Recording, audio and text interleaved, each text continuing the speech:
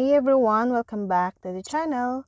Today I'm gonna show you how to see who viewed your public profile history on Snap.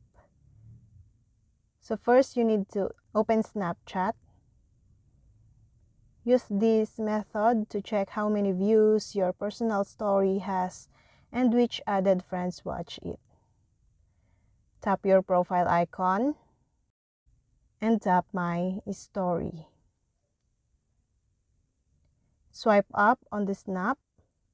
You'll see a list of up to 200 Snap users who viewed your story. If you have over 200 viewers, you won't see any additional names, but you'll see a number.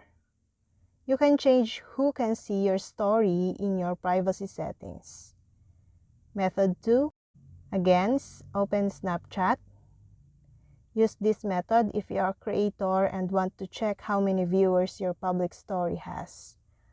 Always be sure to post within Snapchat's guidelines and avoid uploading any personal or identifiable information to stay safe. Then tap your profile icon. This will be at the top left corner regardless of which tab you're in. Then tap My Public Profile. This should be above the My Story header. The Insight and Replies page will open. Then, view the insights.